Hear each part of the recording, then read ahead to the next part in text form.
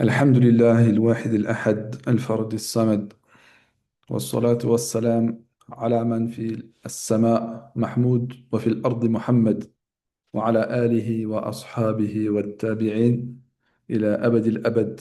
أما بعد. Donc, on se retrouve aujourd'hui pour parler d'une introduction au madhab Hanafi, comme c'était prévu, Inch'Allah. Dites-moi si vous m'entendez bien, ça c'est important, Inch'Allah, avant de commencer. Normalement, ça devrait être bon, là. Nickel, super, alhamdulillah. Donc, euh, introduction au madhab Hanafi, qui va durer peut-être une heure ou un peu plus, Inch'Allah. Euh, En préambule, je tiens à dire que l'introduction que je vais faire, Inch'Allah, c'est pas quelque chose d'exhaustif. Je vais pas rentrer dans tous les détails, je vais pas rentrer dans tous les abwab dans lesquels on pourrait parler. Pourquoi? Parce que sinon, ça serait beaucoup trop long. Alors, c'est faisable, mais ce serait sur plusieurs cours, entre guillemets. Et premièrement, je ne sais pas si ça intéresserait tout le monde. Et deuxièmement, ça serait beaucoup plus long que ça. Et je ne sais pas si tout le monde a le temps nécessaire pour ça.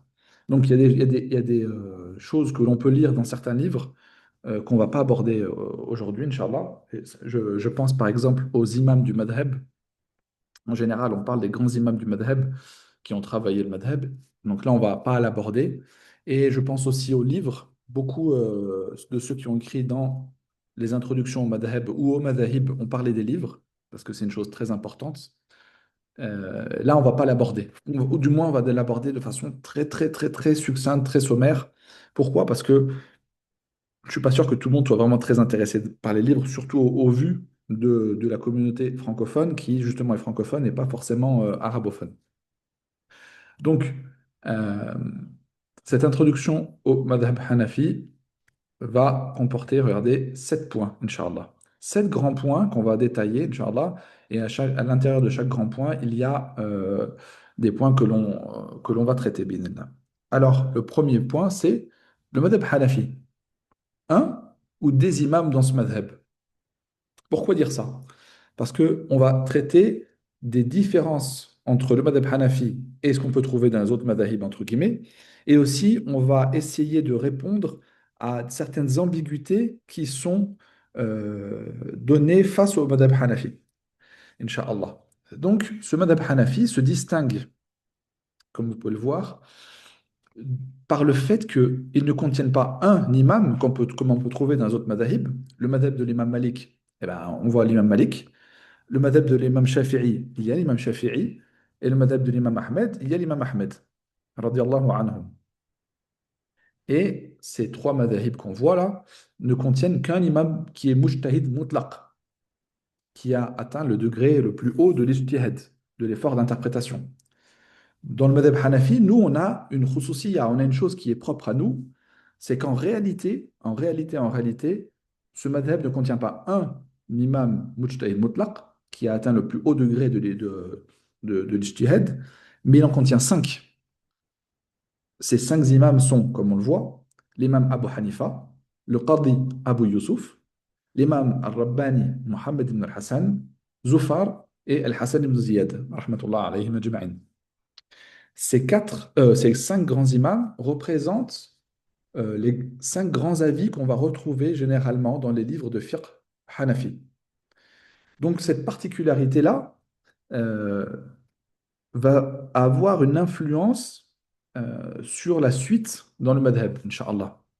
Et on va voir que c'est une grande force que d'avoir cinq imams mujtahidun mutlaqun, c'est-à-dire qui ont atteint le plus haut degré de l'ijtihad. C'est une grande force. Pourquoi? Parce que ceci renforce les avis que l'on peut trouver dans le madhab, d'une part, et d'une autre part, ça va aussi permettre, euh, quand on va devoir donner la fatwa, de moins sortir de l'école et plus rester dans le cadre du madhab Hanafi. Alors, ces quatre imams, quel lien ont-ils les uns avec les autres? Eh bien, ce sont tous des contemporains de l'imam Abu Hanifa, rahimahullah. Ils ont tous étudié auprès de l'imam Abu Hanifa, rahimahullah. Tous. Mais en ayant étudié auprès de l'imam al-A'zam, comme on l'appelle, rahmatullah alayh, ils ont atteint eux aussi également le degré de mujtahid mutlaq. Chacun d'entre eux a atteint ce degré-là. Est-ce que ils ont tous atteint le même niveau dans l'ijtihad? Non. Ils ont atteint le degré de mujtahidun mutlaqun, tous, oui, mais dans ce degré-là, il y a aussi des niveaux, bien sûr. Donc, ils ont atteint le plus haut degré, mais avec des différences entre chacun d'entre eux. Et donc, l'imam Abu Hanifa, on va directement enchaîner sur le fait que oui, il y a beaucoup de gens qui ont parlé sur l'imam Abu Hanifa en prétendant certaines choses. L'imam Abu Hanifa, il faut bien comprendre que il est né en 80 de l'Hégire. Certains autres, parmi les savants, comme l'imam Al-Kawthari, a dit qu'il était né en 70 de l'Hégire. Vous vous rendez compte? 80 de l'Hégire, 70 de l'Hégire, c'est très, très, très, très proche de la révélation. Et il est mort en 150, cette même année où l'imam Al-Shafi'i est né. Rahmatullah ala al-jami'. Donc, on voit bien que l'imam Abu Hanifa a été un précurseur et un des salafs, si on veut dire, euh, par rapport aux autres. Alors, quand on nous dit suivre le ménage des salafs, quel meilleur salaf pourrait-on trouver que l'imam Abu Hanifa qui est né en 80 de l'Hégire, ou 70, ou d'autres dates à peu près similaires, selon les divergences, et qui serait mort en l'an 150. Quel meilleur salaf que ça? Auprès de lui, on a d'autres, donc Imam Mujtahidun, Mutlaqun, qui viennent renforcer cette force. L'imam Abu Hanifa, rahmatullah alayh, malgré le fait que l'on veuille bien nous dire qu'il a été très décrié, en réalité, si on regarde bien, il a eu beaucoup de gens l'ont vanté. Hein. On voit que l'imam al-Shafi'i a dit An-nas ayalun ala Abi Hanifa fil fiqh. Si on veut étudier le fiqh, on va forcément passer par Abu Hanifa. L'imam a vanté le fiqh l'imam Shafi'i a vanté le fiqh d'Abu Hanifa. On voit que Al-Fudayl, pardon, Ibn Iyad, Al-Fudayl ibn Iyad, lui aussi, subhanallah, qui est un immense savant, lui aussi a vanté l'imam Abu Hanifa en disant كان أبو حنيفة فقيها معروفا مشهورا بالورع. Abu Hanifa était un faqih, un jurisconsulte. Il était connu, il était connu pour avoir du wara'. Le wara', entre guillemets, c'est une chose qui se rapproche du zuhd, si on veut. C'est différent du zuhd, mais on pourrait le rapprocher de cette notion-là. Vous vous rendez compte que là, on a des grands savants qui viennent nous vanter cet imam. Et il n'y a pas que deux. L'imam al-Zahabi, vous avez sûrement entendu parler de l'imam al-Zahabi. Il nous dit, en parlant de l'imam Abu Hanifa, كان إماما عالما عاملا متعبدا. Il nous dit de l'imam Abu Hanifa, c'était un imam, c'était un savant, c'était quelqu'un qui mettait en œuvre, c'était quelqu'un qui faisait beaucoup d'ibadat. Là, on a un témoignage de l'imam al-Zahabi. L'imam al-Zahabi, vous vous rendez compte de qui c'est? Donc, on voit bien que euh, l'imam Abu Hanifa n'était pas un homme ignorant et ignorait des gens. L'imam Abu Daoud, je présume que vous connaissez l'imam Abu Daoud, non? On va quand même essayer de faire participer les participants, justement. Vous connaissez l'imam Abu Daoud ou pas? Genre de... Est-ce que je peux interroger des gens? Ok. L'imam Abu Daoud, qui est celui qui a rapporté donc le fameux Sunan d'Abu Daoud, nous dit Inna Abu Hanifa kana imaman. L'imam, certes, Abu Hanifa était un imam.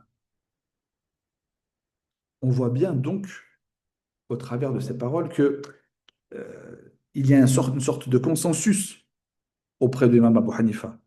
Yahya al-Qattan, qui était parmi les grands savants du hadith, nous disait, nous ne voulons pas démentir Allah, mais on n'a pas entendu meilleur avis que ceux d'Abu Hanifa. وَلَقَدْ أَخَذْنَا بِأَكْثَرِ أَقْوَالِهِ. Et nous avons certes pris de la plupart de ses avis. On parle de là de Yahya al-Qattan. C'est parmi les grands du hadith. Les grands, grands. Donc, de prime abord, on pourrait dire, tiens, ces prétentions qu'on a eues face à l'imam Abu Hanifa en nous disant qu'il a eu telles erreurs, telles erreurs, telles erreurs dans le hadith ou dans d'autres domaines, est-ce qu'elles sont vraiment justifiées? Sont-elles vraiment justifiées au vu de tout ce qui a été rapporté euh, le concernant? Et là, ce n'est qu'une infime partie. Comme je dis, je ne veux pas rentrer dans trop les détails. Donc là, c'est vraiment qu'une infime partie. Et comme je vous disais, il y a d'autres imams avec lui. Le Qadi Abu Youssouf, pourquoi on a dit le Qadi Abu Youssouf, le juge Abu Youssouf? Abu Youssouf était le premier juge qui a été mis en place. Et vous savez très bien que le madhab Hanafi, alors on a beau nous dire le madhab Hanafi, il est très faible, il n'a pas de preuves et tout, ça a été un madhab d'État, un madhab étatique depuis très très très longtemps. Depuis très très très longtemps. Ça a été le madhab étatique dans beaucoup de doual, de beaucoup d'États. Ça a été le madhab d'État. Subhanallah. Et le Qadi Abu Yusuf a été un des juges mis en place pour appliquer le madhab Hanafi dans les États. Et donc, on voit bien que ces gens-là ont une très grande proximité, au moins de prime abord, dans le temps, avec la révélation. Le Qadi Abu Youssouf, il est né en 93 et il est mort en 182. Et l'imam Mohammed ibn Hassan, il est né en 132 et il est mort en 189 de l'Hégire. Si on regarde Zofar, l'imam Zofar, il est mort en 158 et l'imam Al-Hassan ibn Ziyad est mort en 204 de l'Hégire. Donc vous voyez, on est très très très proche de la révélation. Alors quand on entend des gens nous parler euh, de Salaf, oui, nous sommes en plein dedans. Justement, nous sommes en plein dedans. On a terminé avec le premier point. Le deuxième point serait les différentes formes d'ijtihad. On a parlé que ces cinq imams-là étaient des mujtahidun mutlaqun. Alors, euh, cette introduction au madhab Hanafi n'est pas une introduction au fait d'avoir un madhab, bien sûr. Parce que ça serait encore autre chose. Est-ce qu'il faut choisir un madhab? Est-ce qu'on suit le dalil ou pas? Ça, c'est quelque chose qui est censé être assimilé et compris depuis le début. Nous, on suit un madhab. Euh, L'une des choses qu'on pourrait dire directement dans le fait de choisir un madhab, c'est on a un grand imam, l'imam al-Shafi'i, l'imam Abu Hanifa, l'imam Malik, l'imam Ahmed, qui nous donne un avis selon le Coran et la Sunna. Ils ont le Coran, ils ont la Sunna, ils ont les Sahaba, ils ont le Ijma', ils ont le Qiyas, et ils analysent le Coran et la Sunna et Amal al-Sahaba, et ils vont nous donner un hukm, ils vont nous donner un jugement. Est-ce que ce jugement est plus à même d'être mis en pratique ou une personne venue dans les années 1900 grégoriennes ou 2000 grégoriennes nous dire non, c'est pas comme ça, il vaut mieux prendre mon avis que moi je vous dis. Moi, selon le dalil que moi je vois, euh, il vaut mieux suivre ce que je vous dis moi parce que moi j'ai bien compris le dalil, j'ai bien compris la preuve, alors que l'imam Abu Hanifa, miskin, il n'a rien compris. On est d'accord que ça n'a ni queue ni tête. Donc ça, c'est une chose qui est censée être sur laquelle on est tous d'accord, Inch'Allah.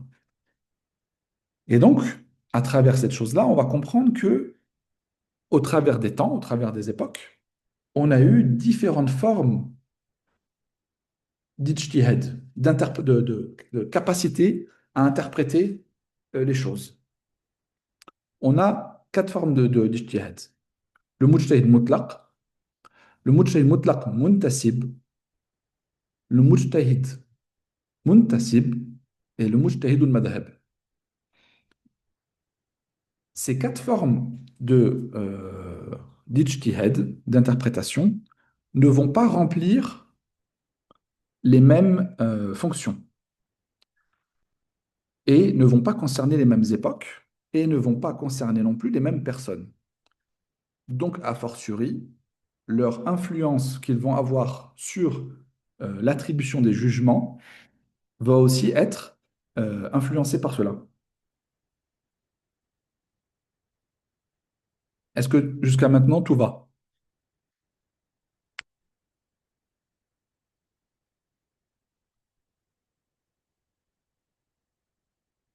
Est-ce que vous avez une question? Si. Ouais. Est-ce que vous avez une question, Inch'Allah? Non, c'est bon? Oui. Alors, écris-moi la question, Inch'Allah. Ou alors, oui, ou tout va bien, ou tu as une question.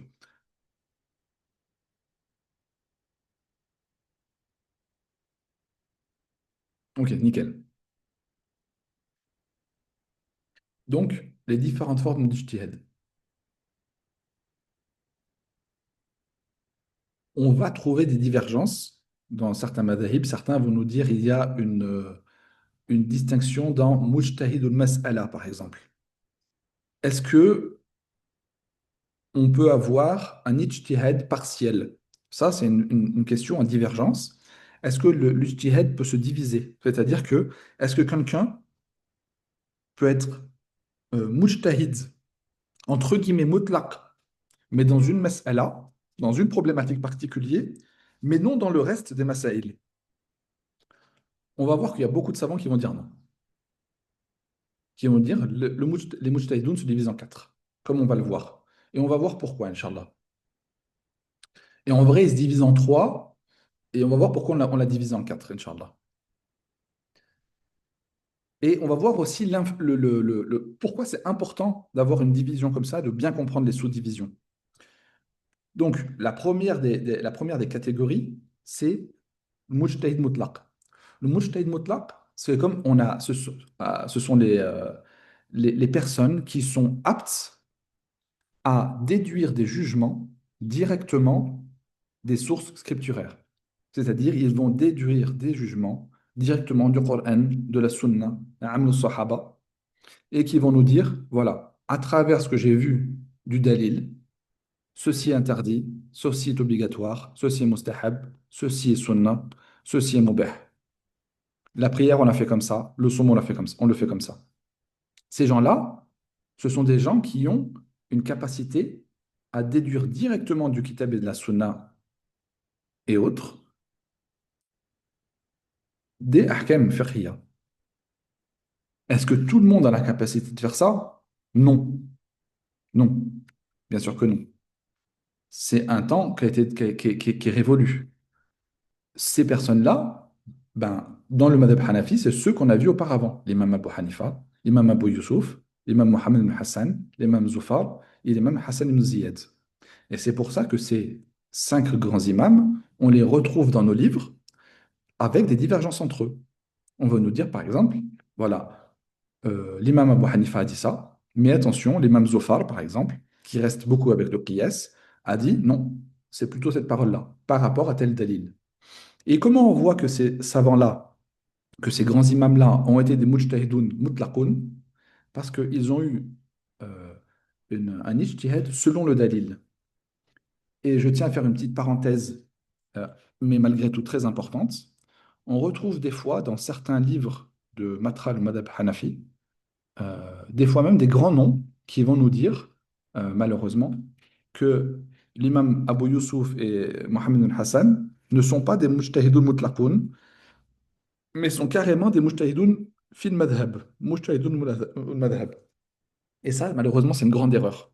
C'est-à-dire qu'on est en train de les mettre dans une sous-catégorie, la dernière catégorie des mujtahidoun. Alors qu'on verra que, par exemple, dans Mujtahid Muntasib, on va trouver l'imam al-Karhi, l'imam al-Tahawi. C'est-à-dire que vous êtes en train de mettre l'imam Abu Yusuf et Mohammed al-Hassan en deçà de l'imam al-Tahawi et de l'imam al-Karhi. Donc non, nous, on est d'accord sur le fait que ce sont des mujtahidun mutlaqun et chacun d'entre eux a eu un ijtihad qui l'a amené à avoir et à donner des jugements qui lui sont propres, selon des fondements qui leur sont propres. Et on le voit à travers quoi? On le voit à travers des fois leurs fondements qui sont vus, et on le voit aussi à travers le fait qu'ils s'appuient sur un dalil pour donner leur jugement. Et ça prouve que ce sont des mujtahidun mutlaq. Le frère dit, existe-t-il un mujtahid mutlaq meilleur qu'un autre? Dans l'école hanafite, on choisit quoi lorsqu'il y a divergence et qui détermine qui doit-on suivre et sur la base de quoi? Il y a, entre guillemets, meilleur qu'un autre, ça dépend meilleur dans quoi. Le plus grand ijtihad que nous, on va voir dans le madhab hanafi, c'est l'imam Abu Hanifa. C'est lui qui atteint le plus haut degré d'ijtihad dans notre madhab. Imam, par exemple, Al-Hassan Mouziyad et Al-Zufar ont atteint le degré d'ijtihad, mais ça sera en deçà de cela.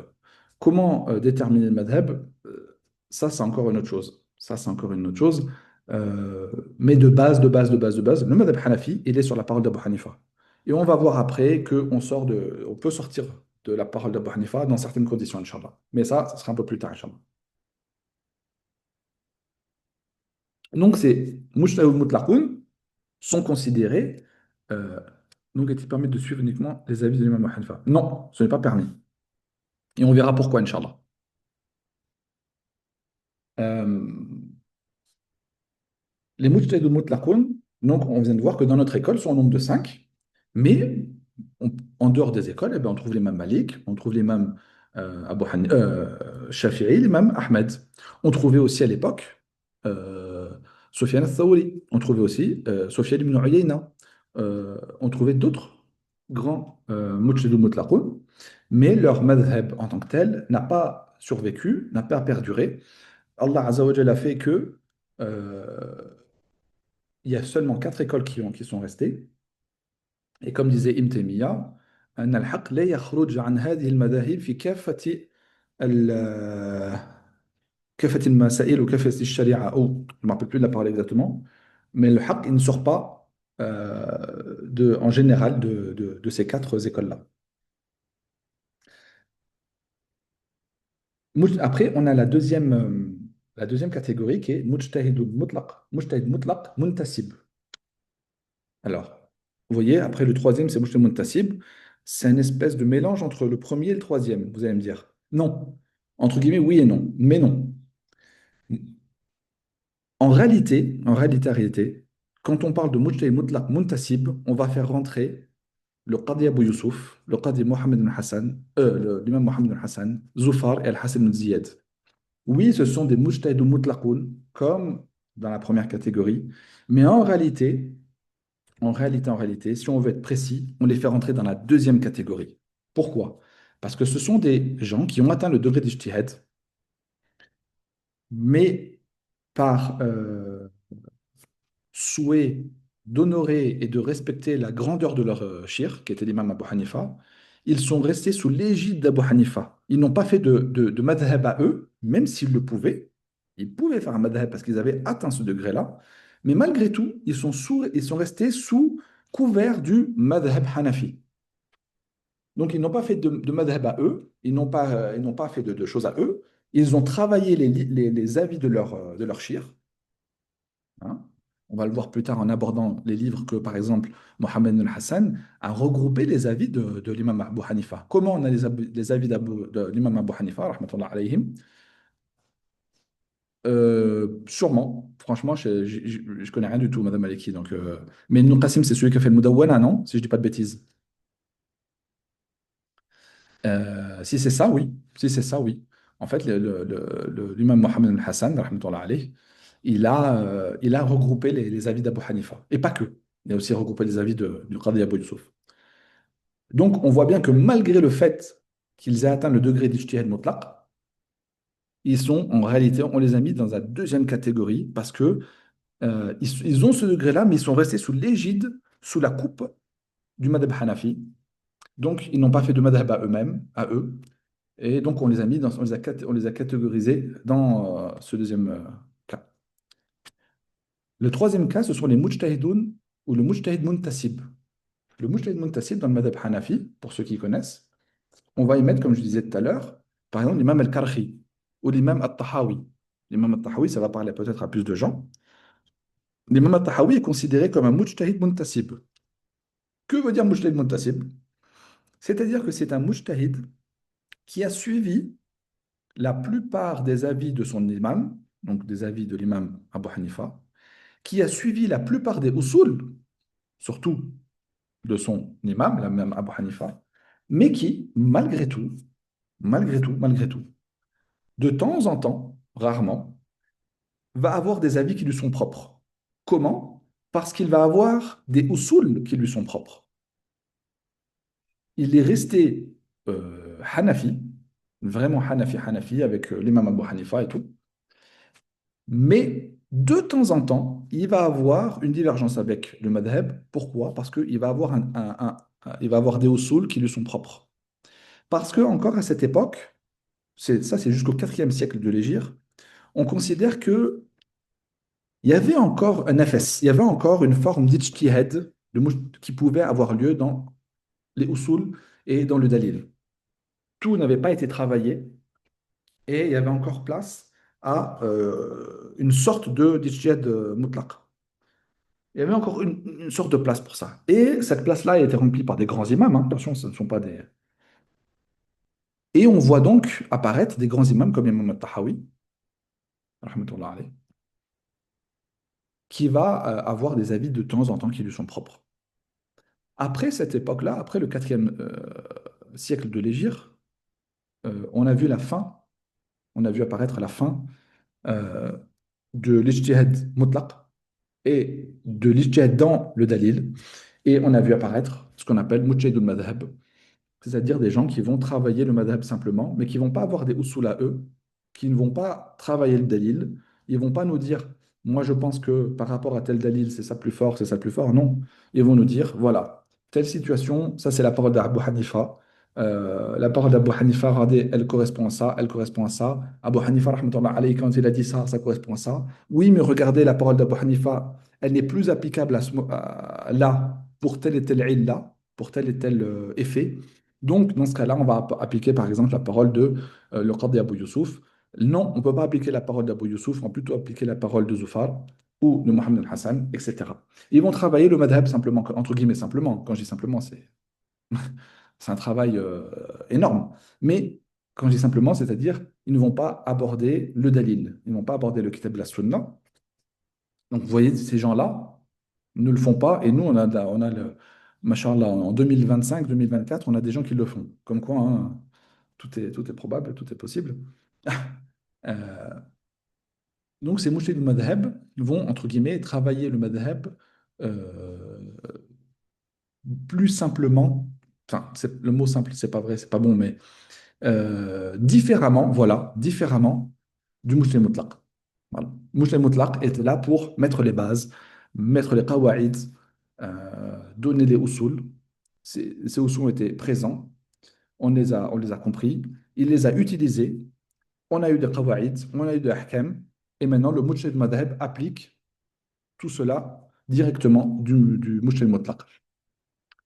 Est-ce que jusque-là, c'est tout bon, Inch'Allah?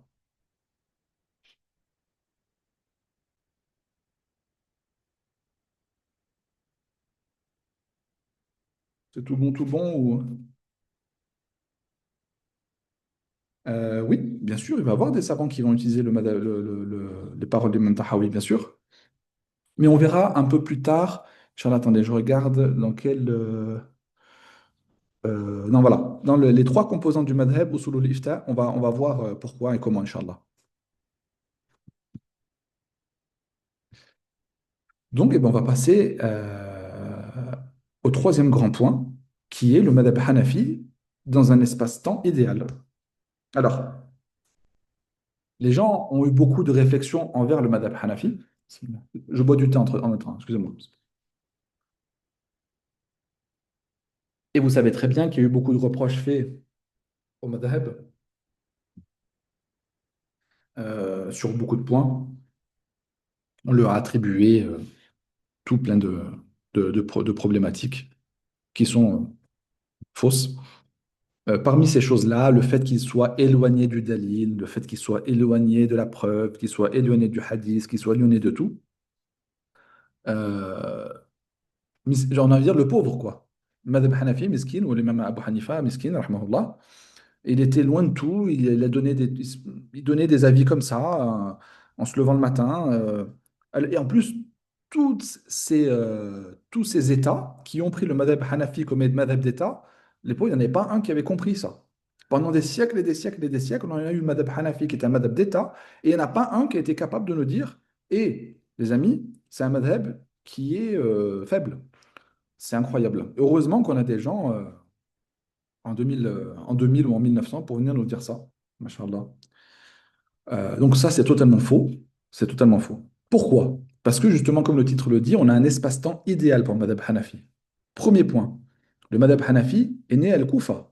Al-Koufa, c'était la capitale du califat islamique.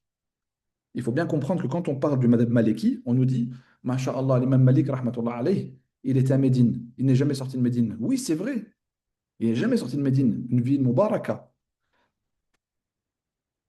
Mais nous, on avait l'imam Abu Hanifa qui était le Koufa. Bien sûr, le Koufa et Médine, ce n'est pas pareil. Mais qu'est-ce qu'on avait le Koufa? On avait la capitale du califat islamique. Capitale du califat islamique, c'est-à-dire que tout était concentré dans cet endroit-là.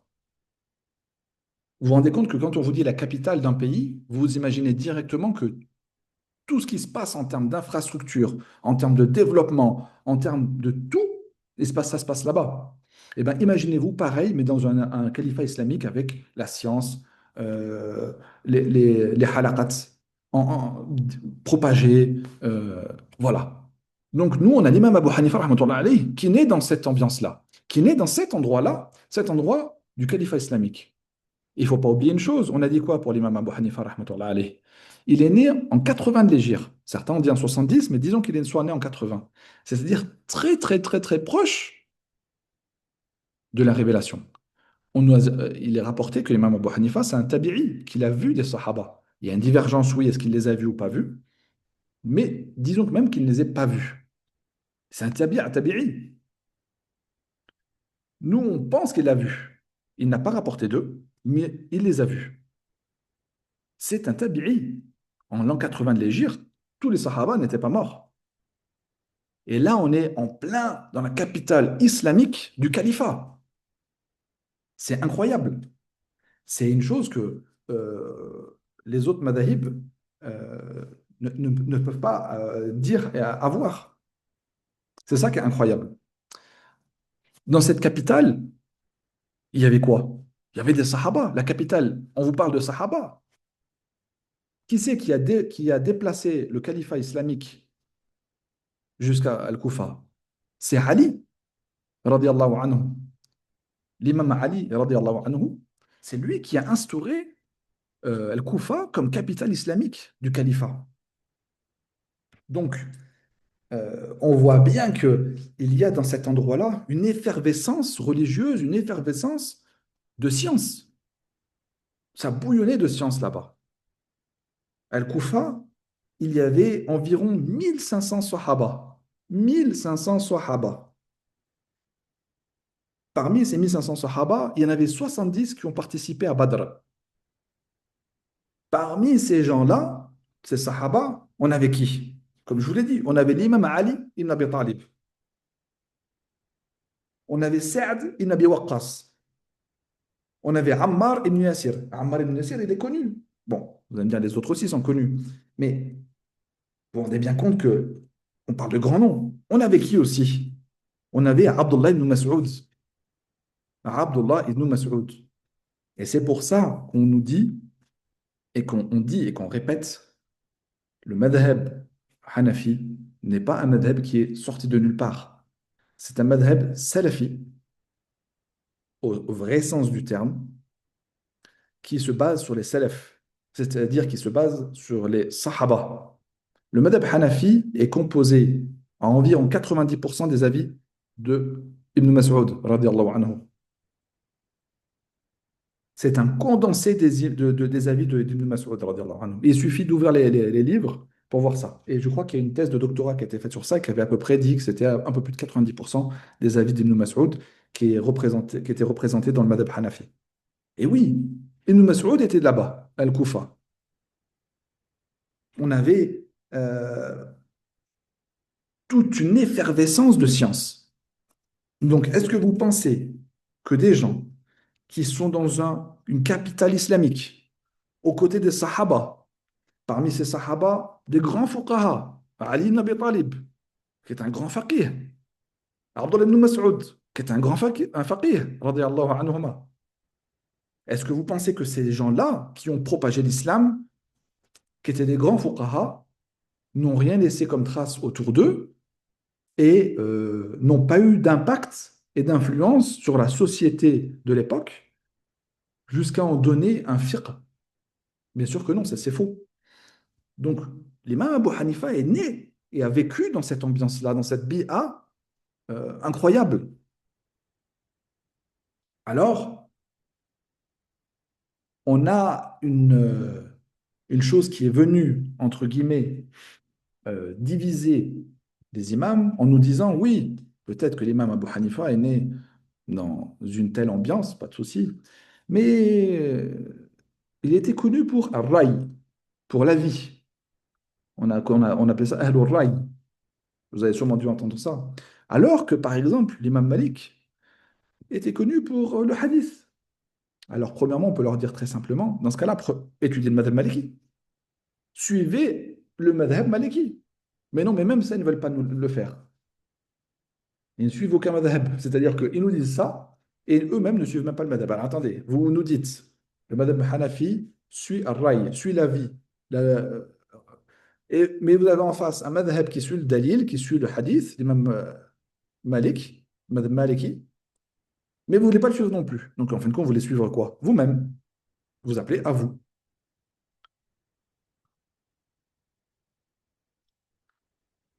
Est-ce que cette appellation de Ar-Ray, est-ce qu'en réalité, elle est justifiée quand on parle du madhab Hanafi? Comme on l'entend, bien sûr. Est-ce que le fait de dire Ahlul Ray, comme on l'entend, de façon négative, est justifié? En opposant ce qu'on appelle Madrasatul al-Fuqaha, Ar-Ray, ou Madrasatul al-Muhaddithin, les gens du hadith. Est-ce que cette distinction est vraie?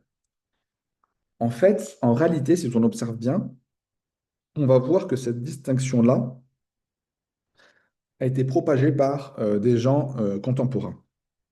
Parmi eux, Mohamed Rachid Reda et son shir, qui était Mohamed Abdou. Le shir de Mohamed Abdou était Jamaluddin Al-Afghani. Jamaluddin Al-Afghani, comme son nom ne l'indique pas, il n'était pas afghan, il était iranien, il était perse. C'était un chiite, franc-maçon. Mohamed Abdou était un franc-maçon aussi. Et Mohamed Rachid Reda est le fruit de ces gens-là. Et Mohamed Rachid Reda, il a propagé le fait que il y avait deux écoles en réalité, Ahlul Ray et Ahlul Hadith. Et que ces deux choses-là étaient, entre guillemets, antinomiques. Et on a l'imam Al-Kawthari qui a répondu à cela. Il a dit non, c'est impossible ce que vous nous dites, ce fait de ce tafriq là entre deux, cette distinction, cette division entre les deux, entre Ahlul Hadith et Ahlul Ray, comme vous l'entendez. Alors on va nous dire, d'accord, c'est bien beau, ça c'est une prétention. Mais qu'est-ce qui nous prouve que c'est faux? Ben, on peut vous dire, on a des preuves. Parmi ces preuves-là, comment s'appelait le shir de l'imam Malik que tout le monde nous dit? Il s'appelait Rabi'a. Il s'appelait comment? On l'appelait Rabi'a. Est-ce que vous connaissez, vous, donc? Vous êtes combien? On va voir que vous êtes 16. Donc, normalement, il y a bien quelqu'un qui peut me répondre. Qui était l'un des chouyours de l'imam Malik? Rabi'at al-Ray. Masha'Allah, Jamil. Très bien. Ar-Ray, ça vient d'où? Il s'appelait pas Ar-Ray. Il s'appelait Rabi'a ibn Farrukh. Ar-Ray, ça vient d'où? Parce qu'il donnait du fiqh. Donc, on voit bien que Ar-Ray, adossé ou accroché à son nom, Rabi'a, était un surnom. Donc, même le shir de l'imam Malik, qui était aussi à Médine, qui était aussi dans le hadith, on lui a attribué le nom de Ar-Ray. Non pas en opposition au hadith, en disant, oui, il y a les gens du hadith, c'est les gens qui s'occupent de la sunna, et il y a les autres qui donnent des avis de leur tête en se levant le matin, parce qu'ils sont de mauvaise humeur. Non, pas comme ça. Cette distinction était faite entre Ar-Ray et le hadith, on va le voir plus tard, Inch'Allah, dans le sens où le hadith est une science à part entière, Et le fiqh est une science à part entière. Et donc, quand l'imam Malik, rahmatullah alayh, est parti voir Rabi'a, il est parti prendre le fiqh de Rabi'a. Et donc, Rabi'a al-Ray, c'était un faqih dont Malik a pris. Et c'est pour ça que on a des imams comme l'imam Ibn Abdul Barr qui nous a rapporté des paroles qui disaient que euh, on parlait on avait demandé de qui allons-on prendre après Rabi'a? Rabi'a, quand il va mourir, de qui allons-on prendre? Rabi'atul Rai. Ils ont dit, mais ils ont dit quoi dans le Rai? Man lirrai ba'd Rabi'a bil Madina. Qui dans un Rai, donc ce qu'on oppose au hadith, ba'd Rabi'a après Rabi'a bil Madina. C'est qui qu'on va prendre dans le Rai après Rabi'a dans al Madina? Ils ont dit, Qala al-Ghulam al-Asbahi, aïe, al-Imam Malik. De qui allons-on prendre donc dans le rail après Rabi'a? Bah, de son élève, l'imam Malik. Et on voit bien donc là, dans cette citation qui est rapportée par Ibn Abd Barr, que on parle de l'imam Malik, on parle de Rabi'a comme des gens du rail. Et on ne les a pas opposés au fait que ce soit des muhaddithoun. Mais la science du hadith étant une science, et la science du fiqh étant une autre science. On peut être un faqih et on peut être un louraoui. Je ne dis pas que quand on est un faqih, on n'est pas louraoui. On peut être très bon, il faut d'ailleurs être très bon en langue arabe pour être un faqih. Mais on ne les oppose pas, ce sont deux sciences totalement différentes. Je ne veux pas dire, ah non, non, toi, tu es un faqih, mais tu n'es pas dans la langue, t'es pas dans la langue arabe. Ce n'est pas concevable. Donc, on voit bien que cette opposition entre Ar-Ray, comme on a voulu euh, nous le dire, et le hadith, et Ahlul Hadith, c'est une opposition en fait qui est fausse dès le début. C'est une opposition qui a été euh, instrumentalisée pour créer déjà une divergence ou une distinction ou des problématiques entre nous. On peut nous opposer, on peut nous opposer certaines paroles. Oui, il existe certaines paroles de certaines personnes qui vont critiquer Ahlul Ray. Mais quand on regarde de qui il parlait dans Ahlul Ray, en fait, il ne parlait pas des gens de Ahlul Ray comme l'imam Malik ou Rabi'atul Ray. En fait, il parlait des gens du Ray dans ce qui contredisait euh, la sunna qui était très propagée. Et on parlait en réalité de la sunna très propagée dans la croyance. Les gens qui ont parlé des gens du Ray, qui ont critiqué les gens du Ray, donc ils ne critiquaient pas l'imam Malik, ils ne critiquaient pas Rabi'atul Ray, ils ne critiquaient pas l'imam Abu Hanifa. Ils ont critiqué en fait les Khawarij, les Qadriya, les Mujassima de l'époque. Vous savez très bien que les Khawarij, les Qadriya, les Mujassima, ce sont des sectes qui sont apparues très tôt dans l'islam, quand on nous en préserve. Et eux, ils ont fait marcher leur tête pour détruire la croyance des gens. Donc, si on résume ce troisième point, oui, le madhab Hanafi a eu un espace-temps idéal, très propice, comme on pourrait le dire, dans le sens où il était au cœur de la capitale du califat islamique.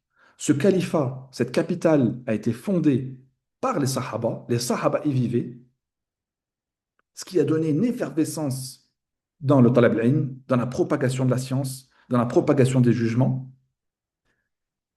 Et cette méthodologie que l'on trouve chez Abu Hanifa à Koufa n'est pas à être mise en opposition à la méthodologie utilisée par l'imam Malik, par exemple.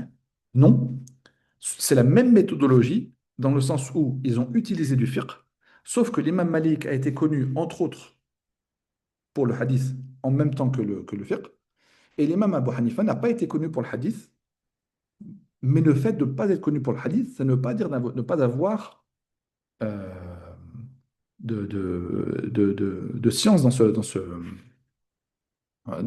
domaine. On va voir maintenant le quatrième point, Inch'Allah. Est-ce que jusque-là, tout est bon, Inch'Allah?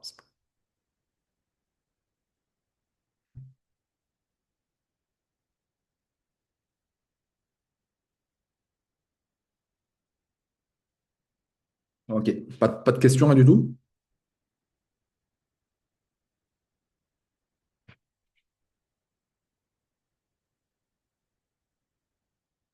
Le,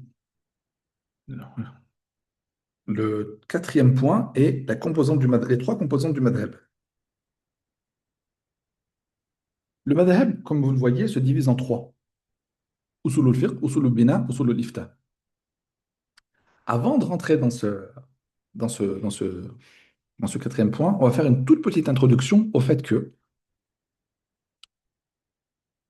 un imam mujtahid mutlaq, c'est impossible pour lui d'avoir atteint ce niveau s'il n'a pas atteint un niveau extrêmement élevé ou le plus haut des niveaux dans toutes les sciences. On peut pas, même, on va prendre une fonction, entre guillemets, contemporaine et dunyawiya, de la vie courante. Vous ne pouvez pas être le meilleur des chirurgiens,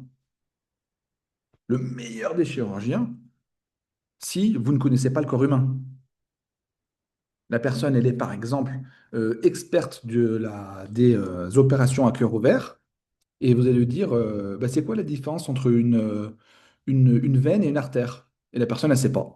Ah, ça, je sais pas, je n'ai pas étudié. Ou... Bah, il y a du sang qui coule, quoi. C'est un tuyau avec du sang qui coule. Bon, si vous voyez ça, qu'Allah nous en préserve, n'y allez jamais, hein. Ce n'est pas possible. Eh bien, on a le même exemple dans le din.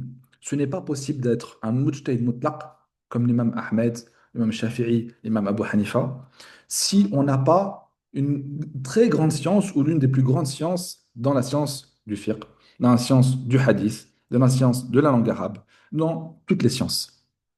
Donc, de prime abord, nous dire l'imam Abu Hanifa était faible dans le hadith ou telle science, ou même dans la langue arabe, comme on a pu entendre, aqlan, ce n'est pas possible. Puisqu'il n'a pas pu atteindre ce degré-là, les gens n'ont pas pu le vanter en disant que c'était un imam, comme on l'a vu au début. Mais c'est un imam, mais bon, il est un peu nul dans tout. Ce n'est pas possible. Pourquoi on parle de ça? Parce que le quatrième point va nous montrer que le madhab, en fait, en réalité, et c'est là où on va répondre un petit peu aux questions des frères de tout à l'heure, se compose de trois parties. Il y a trois facettes en madhab. La première facette, c'est usulul fiqh, les fondements de la jurisprudence. La deuxième facette, c'est usulul bina, c'est quel est l'avis prépondérant du madhab, le mu'tamad du madhab. Et la troisième facette est usulul ifta, comment on donne la fatwa à travers le madhab. Et ces trois choses, en réalité, sont complémentaires, mais sont distinctes les unes des autres. Usulul fiqh, eh ben, on va voir que chaque imam a des usul qui lui sont propres. Alors, bien sûr, ils ont des usul mushtaraka, ils ont des usul qui sont communes les uns aux autres, bien évidemment. Hein. Que ce soit l'imam Ahmed, que ce soit l'imam Abu Hanifa. L'imam Ahmed est né en 164 de l'Hégire et il est mort en 241. Et l'imam Abu Hanifa est né en 80 et il est mort en 150. Donc vous voyez, 150, 500, 164, il y a 14 ans qui les séparent. C'est-à-dire que l'imam Ahmed rahimahullah alayhima, l'imam Ahmed rahimahullah, n'était pas vivant quand l'imam Abu Hanifa est mort. Rahimahullah. Et malgré tout, ils ont des usul, des fondements communs. Ils ont pris du Coran, ils ont pris de la Sunna, ils ont l'ijma', ils ont le qiyas. Donc, ils ont des usul communs, ils ont des fondements communs. Mais chacun va avoir après des usul qui lui sont propres, des fondements qui lui sont propres. Et ça, c'est ce qui va donner les divergences que l'on peut trouver entre les imams. Parmi les divergences que l'on peut trouver entre les imams, ce n'est pas le dalil en lui-même, c'est faux. C'est l'interprétation du dalil. Comment cette preuve-là a été interprétée? Ce n'est pas le dalil en lui-même, ce n'est pas la preuve en lui-même, c'est comment il a été interprété. Je vous donne un exemple. L'amr, quand on vous ordonne quelque chose dans le Coran, est-ce que c'est al-fawr Ou at-ta'khir. Est-ce que il faut le faire tout de suite ou est-ce que vous avez du temps pour le faire? Certains vont dire al-fawriya. Il faut le faire immédiatement. Certains vont nous dire non, al-ta'khir. Vous avez du temps pour donner. Vous avez du temps pour faire. De de cette divergence-là dans les usul, dans la compréhension des usul, on va avoir une divergence dans les ahkam, dans les jugements. Et c'est évident.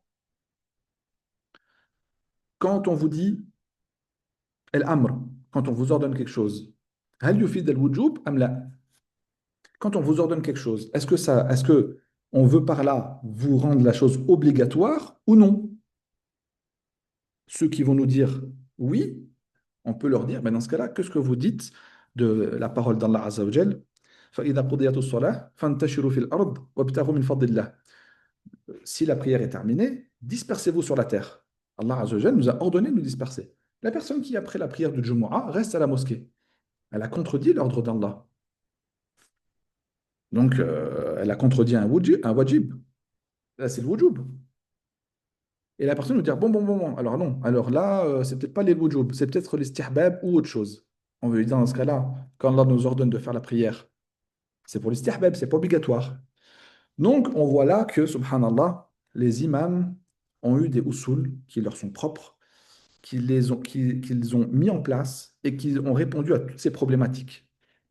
Nous, si on vient en 2000 ou en 1900 ou en 2025 encore pire, et nous dire, non, mais moi, j'ai vu le dalil et je pense que c'est plus ça. Déjà, on n'a pas compris le dalil. Et deuxièmement, on n'a pas les usul pour comprendre ce dalil. Toi, tu dis quoi? Tu dis que euh, النهي يفيد التحريم. هل يفيد الفساد. Par exemple, quand Allah Azza wa Jalla nous interdit quelque chose, est-ce que ça implique le fait que la chose elle soit fasida ou pas, en plus d'être interdite? Et toutes ces choses-là, eh ben, en fait, ce sont que des usul al-fiqh. Et les imams avaient leur propre usul. Donc nous, on ne peut pas venir en 2025 et nous dire, même en 2000 ou même en 1900, et dire, oui, mais regardez, on a tel hadith. Oui, mais le hadith, comment tu l'as compris? Ce n'est pas la problématique n'est pas sur le hadith ou sur la ayah. La problématique, elle est comment tu as interprété ce hadith et cette ayah. Et est-ce qu'on utilise un hadith et une ayah dans chacun des jugements, ou on utilise un ensemble de jugements, de hadiths et un ensemble de ayats pour avoir un jugement donné? Et donc, ça, c'est usulul fiqh. Usulul bina, c'est le mu'tamad du madhab. Par exemple, chaque madhab a un mu'tamad, a un avis prépondérant qui lui est propre. Nous, par exemple, la prière du witr, c'est wajib chez nous. Voilà. L'imam Ahmed a dit non, c'est une sunna. Celui qui la délaisse, فهو رجل سوء ولا تقبل شهادته. Dans le madhab Hanbali, l'imam Ahmed a dit c'est une sunna, mais celui qui le délaisse, le witr, c'est une mauvaise personne et on n'accepte pas de lui sa shahada, son témoignage. Nous, chez nous, c'est wajib. C'est un wajib. Et ça, c'est usulul bina. On va avoir des qawaïd qui vont nous dire euh, telle chose, c'est ça son hukm, c'est ça son jugement. Et ça, c'est le mu'tamad du madhab. Le mu'tamad du madhab, chez nous, c'est la parole d'Abu Hanifa. Le mu'tamad du madhab dans le madhab Hanafi, parce qu'on s'appelle Hanafi, on n'est pas Youssoufi, on n'est pas Mohammedi, on est Hanafi. Le mu'tamad du madhab Abu Hanifa. Quand il n'y a pas la parole d'Abu Hanifa, dans ce cas-là, là, oui, on va aller voir la parole d'Abu Youssouf, on peut aller voir la parole de Mohamed Hassan. Mais de base, notre madhab, c'est le madhab d'Abu Hanifa. Donc la parole de base, c'est, et le mu'tamad du madhab, c'est la parole d'Abu Hanifa. Et c'est pour ça que je réponds tout à l'heure à la question du frère qui nous disait euh, est-il donc permis non. On choisit quoi lorsqu'il y a divergence?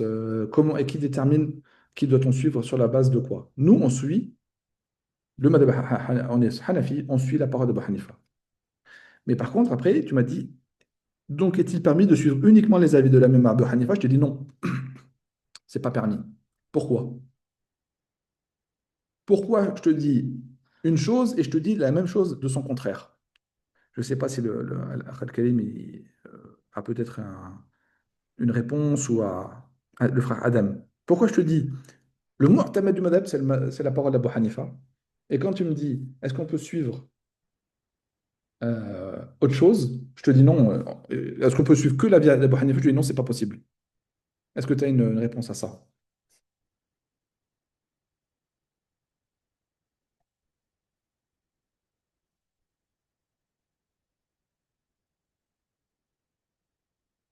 Je sais pas si l'Akh Adam est là.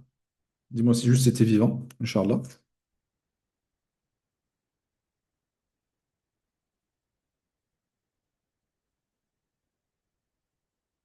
Bon, bah, on va y répondre, Inch'Allah. On va voir s'il a encore le frère. Ah, il n'est pas là. Ok. En réalité, pourquoi je dis deux choses qui sont, entre guillemets, contradictoires? Parce qu'en fait, le usul al-ifta va venir totalement changer la donne. Il faut bien comprendre que le mu'tamad d'un madhab, l'avis prépondérant d'un madhab, c'est un avis donné dans un lieu et un endroit donné, et dans un temps, pardon, donné. Un lieu et un temps donné. Ce temps et ce lieu donné peuvent avoir une influence sur le jugement, dans certains cas, et dans certains autres cas, n'auront aucune influence sur le jugement. Je m'explique. Le mu'tamad du madhab, par exemple, dans la prière, il n'y a aucune alaqa, il n'y a aucune lien il y a aucune correspondance, il n'y a aucune corrélation entre le fait d'être en France, en Turquie, au Pakistan ou en Jordanie pour faire la prière. On rentre, takbiratul ihram, on lève les mains jusqu'au lobe des oreilles, on ne lève plus les mains dans la prière, on fait le tashahhud, certains lèvent le doigt, certains ne lèvent pas le doigt, mais que je sois au Pakistan, en Inde ou en Jordanie, ma prière se résume à ça. Il n'y a aucune influence. Donc ça, quand on va donner entre guillemets la fatwa, quand quelqu'un va nous dire comment je prie, on va lui dire voilà, c'est comme ça. Et là, on va se retrouver dans Usulul Bina. Donc la fatwa va correspondre à le mu'tamad du madhab. Mais dans certains cas, non, pas du tout.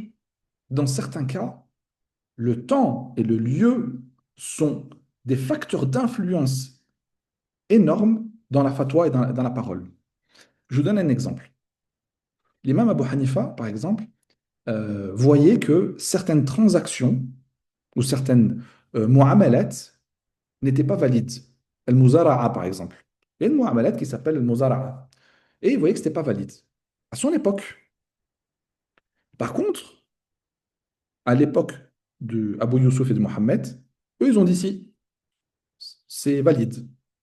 On peut dire oui, bah, peut-être c'est le dalil. Non, ce n'est pas le dalil. Là, il y a eu une divergence ou une distinction dans le temps. Parce que l'imam Abu Hanifa, pourquoi il a dit que cette mu'amala qui s'appelle al-muzara'a est interdite? Il l'a dit parce que cette mu'amala, cette transaction, cette œuvre-là, a mené à al-munaza'a, à avoir des disputes entre les gens. Et ça, c'est une chose qui est interdite entre nous. On ne doit pas se disputer on ne doit pas se disputer. Donc, à son époque, cette action-là a amené une chose qui était interdite, qui s'appelle al-munaza'a. En fait, al-jahala qui s'amène al-munaza'a. Bon, bah, ça, après, c'est un peu plus compliqué. Donc, lui, il a dit c'est interdit. Mais à l'époque de Abu Yusuf et à l'époque de Mohammed, cette même transaction-là n'amenait pas al-munaza'a, n'amenait pas à la dispute. Les gens, ils faisaient normal, ça marchait entre eux, tranquille, sans avoir de dispute, sans qu'ils se viennent à se disputer entre eux. Et donc, ils ont dit, dans ce cas-là, c'est autorisé. Un deuxième exemple. L'imam Abu Hanifa, quand il demandait, quand il, on regardait le témoignage des gens, on ne cherchait pas est-ce que les gens étaient udoul, est-ce que les gens étaient euh, udoul, est-ce que les gens étaient mince, j'ai oublié le mot, comment on dit en français. Bon, si quelqu'un qui est là, qui peut me l'écrire, ça m'arrange. On ne disait pas si les gens étaient udoul, si les gens étaient ben, je ne me rappelle plus le nom. Mince, subhanallah, qadar ma shafa. Bon, c'était une caractéristique des gens. Est-ce qu'ils étaient, subhanallah wa bihamdi, je l'ai au bout de... Bon, tant pis. Probes, ouais, voilà, barak le fik. Est-ce que ces gens-là, ils étaient probes? On ne regardait pas ça à l'époque de l'imam Abu Hanifa. Pourquoi? Parce que lui, tous les gens étaient probes. De base, les gens étaient comme ça. Il a vécu, il est né en 80 de l'Hégire, tous les gens étaient comme ça. Lui, il voyait que les gens étaient comme ça de base, sauf celui qu'on sait qu'il n'est pas comme ça. Donc pourquoi chercher si les gens le sont alors que les gens le sont? Mais à l'époque du Qadi Abu Youssouf et de l'époque de Mohammed, les gens ont changé. La probité des gens a changé. Ce qui fait qu'on est venu à chercher est-ce que les gens sont propres pour leur témoignage. Avant, on acceptait le témoignage directement comme ça, et on en est venu en fin de compte non à chercher est-ce qu'ils sont propres ou pas. Pourquoi? Est-ce que c'est une divergence de preuves, de dalil? Non, c'est une divergence dans le temps. Et c'est là qu'on voit que la fatwa est basée sur des règles euh, qui peuvent être distinctes du mu'tamad, de l'avis prioritaire dans le madhab. La fatwa, on va la donner selon des règles qui sont connues, qu'on appelle rasm el-mufti. Rasm el-mufti, parmi eux, c'est taghayyur zaman, le fait que les temps changent. Ad-darura, el-haja, el-urf. El-urf, c'est une illa qui va nous montrer est-ce que ce qu'on cherche est présent ou pas. En fonction de certains éléments, comme le fait, voilà, le fait que les époques changent, on va donner un jugement qui va être différent.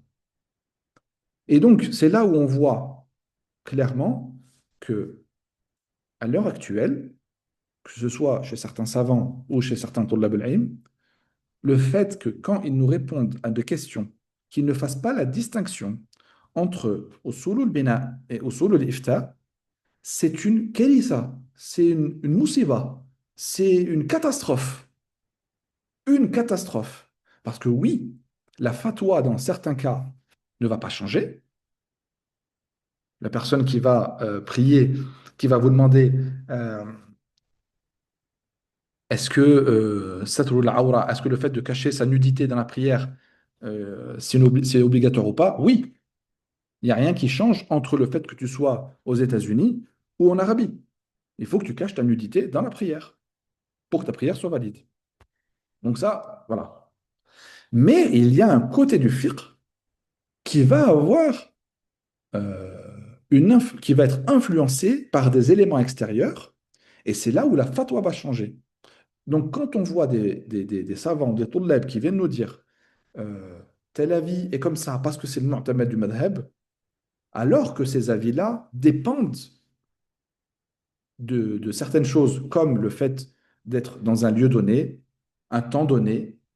euh, on peut avoir des fois taysir, on peut avoir le haja, on peut avoir le darura, on peut avoir l'urf. On va avoir des éléments à prendre en compte pour donner la fatwa. Et ces éléments-là vont influencer sur la fatwa. Et au contraire, on devra faire la fatwa selon ces éléments-là. Comme on a tendance à dire, malheureusement, les gens qui apprennent le fiqh sur ChatGPT ou sur le Google, ah, les madhahib, en dehors de l'imam Ahmed, disent que le visage de la femme, c'est pas une aura. Donc, elle n'a pas à se cacher le visage. Je vais lui dire, mon ami, si tu avais, ne serait-ce qu'un tant soit peu, étudié au moins les madhahib sur lesquels tu parles, tu verrais que qawlul haqq arada bil batil. C'est une parole de vérité par laquelle tu as voulu un faux. Oui, le madhab Hanafi est clair et net sur le fait que le visage de la femme ne soit pas une awra. Ça ne fait pas partie de la nudité de la femme. Qawlan wahid, il n'y a pas, on est d'accord, c'est ça notre mu'tamad du madhab. Le mu'tamad du madhab, c'est que le visage de la femme ne fasse pas partie de la awra. Mais depuis l'imam al-Karchi, donc depuis les premiers siècles du madhab, ou pardon, depuis l'imam al-Sararsi, si je ne dis pas de bêtises, excusez-moi, depuis l'imam al-Sararsi, il est obligatoire pour la femme de se couvrir le visage. Il est obligatoire pour la femme de se couvrir le visage. Pourquoi? Parce qu'ils ont dit, khawfan lil fitna. On a peur c'est la fitna. Et ils ont dit, attention, la femme se couvre le visage, non pas parce que le visage fait partie de la aura, c'est pas ça la illa. La illa, c'est qu'on a peur de la fitna, donc la femme doit obligatoirement se couvrir le visage.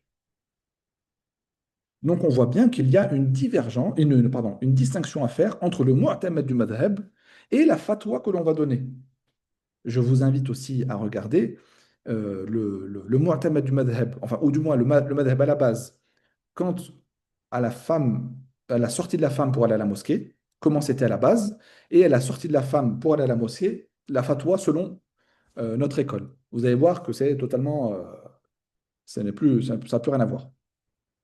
Donc on voit très bien que c'est une catastrophe le fait de ne pas avoir la distinction entre la fatwa, qui a ses règles, et l'avis retenu dans un madhab.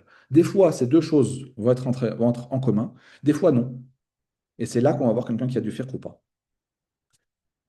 C'est tout bon pour vous jusqu'à là ou pas? Je vais voir si le frère Adam est revenu. Inch'Allah. Non.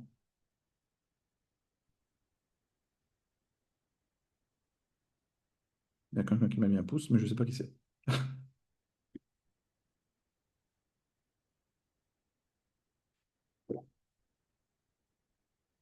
On arrive au cinquième point qui va être beaucoup plus simple, Inch'Allah. Le cinquième point des ahkam, ce sont des jugements très détaillés. Chez nous, dans le madhab Hanafi, on a des jugements qui sont beaucoup plus détaillés que dans les autres madahib. Vous allez voir dans les autres madahib, il y a le fard, il y a le makruh, le mubah, le haram. Donc on a le fard, le mustahab, le mubah, le makruh, le haram. On a cinq hukms dans les autres madahib en général. Chez nous, on en a beaucoup plus. On a le mubah comme tout le monde.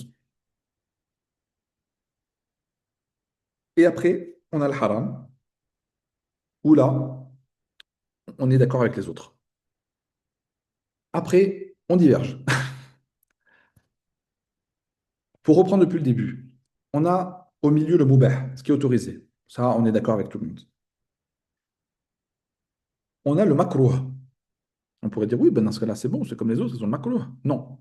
Nous, le makruh, il se divise en deux. Makruh tanzihi ou makruh tahrimi. On a deux makruh chez nous. Un makruh tanzihi, qui est plus proche du halal que du haram, et un makruh tahrimi, qui est presque du haram. Le makruh tahrimi, pourquoi on n'a pas dit haram? C'est parce qu'en fait, le dalil sur lequel on s'est basé n'est pas qat'i, n'est pas mutawatir. On n'a pas osé dire c'est haram parce que le dalil n'a pas la même force qu'un dalil qui va dire que c'est haram. Par exemple, quand Allah Azza wa Jalla, il a interdit le riba, quand il a interdit l'usure, c'est haram l'usure. C'est qat'i, c'est le Coran qui a parlé. Il y a d'autres masaïl où le dalil est fort, mais il n'est pas aussi fort qu'une ayah du Coran. Donc, par peur de dire c'est haram, on a dit c'est makruh, mais c'est pas makruh tout simplement. C'est makruh tahriman. Et on a d'autres choses qui sont makruh tanzihan. Donc, une petite distinction. Au niveau du mustahab, nous, on a plusieurs choses. On a le mustahab, on a le mandoub. Certains ont dit que c'était la même chose, certains ont dit que non, c'était distinct. On a une chose aussi qui s'appelle la sunna. La sunna, chez nous, elle se divise en deux. Sunnatul huda, sunnatul zawaïd. Et chacun a un hukm qui lui est propre. On a sunna muakkada, qui est très proche du wajib. D'ailleurs, le fard, l'obligation chez nous, se divise en deux. Tout à l'heure, quand on a parlé du witr, j'ai pas dit que c'était fard, j'ai dit que c'était wajib. Parce que dans le madhab hanafi, on a l'obligation qui se divise en deux, un fard et un wajib. Et comme pour al-makrouh, cette divergence ou cette distinction est faite en fonction de la force du dalil. Par exemple, les cinq prières, qui sont le Fajr, le Dhuhr, le Asr, le Maghrib et l'Isha, ça c'est fard. C'est fard, qawlan wahidan. C'est fard. Le Coran est clair, la Sunna mutawatira est claire, l'Ijma' est clair. Mais le witr, les preuves qui sont venues nous rendre obligatoire le witr n'ont pas atteint ce degré de force. Et donc, par peur de dire c'est fard, on a dit non, c'est wajib. Pourquoi? Parce que si on dit que le witr, c'est fard, celui qui va diverger avec nous, il va devenir non, moi je vois que c'est sunnah, comme on voit dans les autres madahib, il va kfour, il va devenir mécréant. Parce que tu rejettes quelque chose qui est fard. Quelqu'un qui nous dit oh non, moi je pense que le hijab, c'est pas obligatoire. Ou je pense que les prières, elles sont pas obligatoires, comme on voit apparaître à l'heure actuelle, a'udhu billah. Il va devenir mécréant directement. Alors que non, celui qui va diverger avec nous sur le wajib, il ne va pas être mécréant. Donc nous, on a dit c'est wajib. Donc vous voyez, on a dans les jugements, on a des choses qui sont propres à nous, le madhab Hanafi. On a le fard, on a le wajib, on a la sunna qui se divise, on a le mubah, bon, ça on est d'accord. On a le makruh qui va se diviser également, et on a le haram. Donc, vous voyez, on va avoir des ahkam très précis. Et encore une fois, c'est pour ça que quand je vous dis, on voit des gens parler dans le madhab Hanafi comme ça à tue-tête, sans connaître tout ça, dites-leur, billah alaykoum, s'il vous plaît, taisez-vous, apprenez et parlez ensuite. Ne nous dites pas, oui, le madhab Hanafi, c'est ça. Ils ne savent même pas l'existence, ils ne connaissent même pas l'existence de sous-distinction entre les différentes ahkam chez nous. Donc ça, c'est très, très, très important. Et on va rentrer maintenant euh, dans les deux choses qui sont, les deux points qui sont extrêmement importants. Euh, je ne sais pas si on aura le temps de tout faire, Allahu alam. Selon ce que j'ai vu, lorsque l'on manque le witr, nous devons le rattraper comme les prières obligatoires. Oui, et il faut le rattraper, parce que c'est wajib. Comme si vous loupez une prière fard, vous devez la rattraper, comme le witr.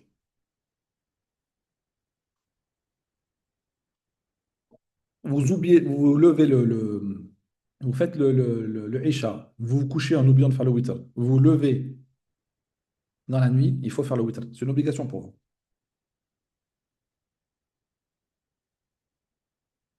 Sixième point, opposition entre fiqh et hadith.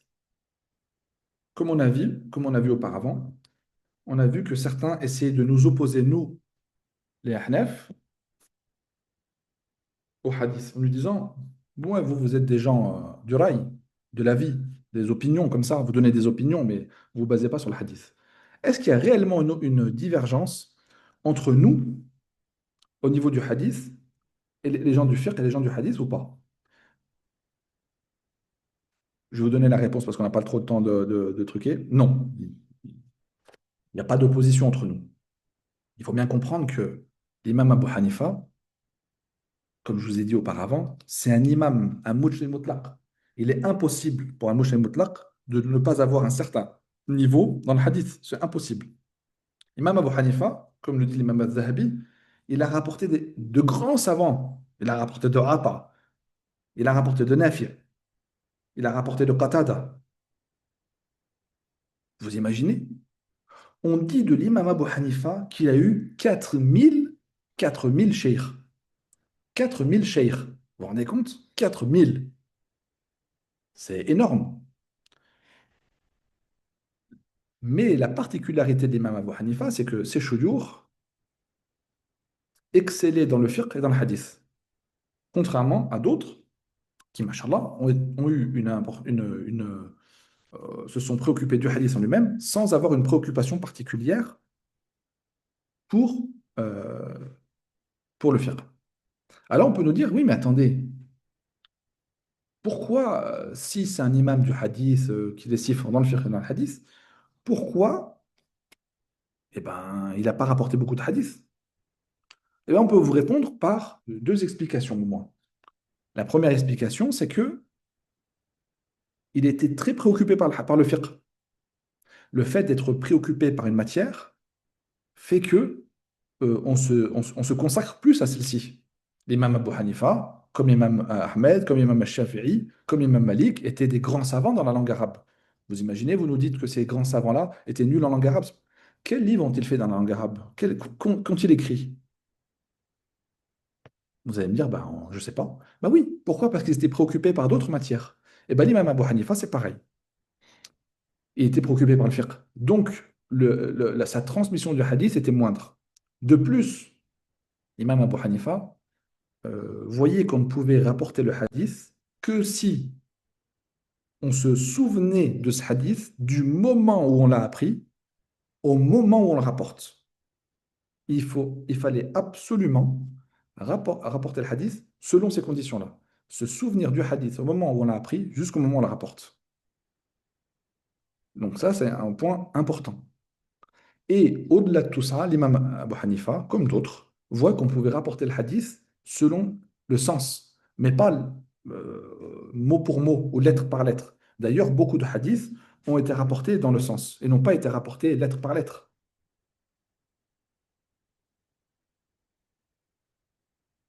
Donc, comme je vous disais, il y a eu ces causes qui ont fait que l'imam Abu Hanifa n'a pas rapporté énormément de hadiths, mais on ne peut pas nier qu'un imam mujtahid mutlaq n'est pas le niveau dans ce domaine-là. Surtout qu'on sait que l'imam Abu Hanifa a fait environ 50 hajj, je dis bien 50 hajj, et vous imaginez qu'avant, quand on est au hajj, c'est pas comme maintenant. On reste 3 semaines dans un hôtel 5 étoiles, et après on rentre après avoir grossi. Non, c'est les gens qui restaient au hajj, qui restaient au Masjid al-Haram, qui voyaient tous les savants qui venaient faire le hajj. Et ils restaient des mois et des mois pour apprendre. Donc, l'imam Abu Hanifa a côtoyé les plus grands dans ce domaine-là. Deuxième point de ce grand 6, l'école des fuqaha est celle des gens du hadith.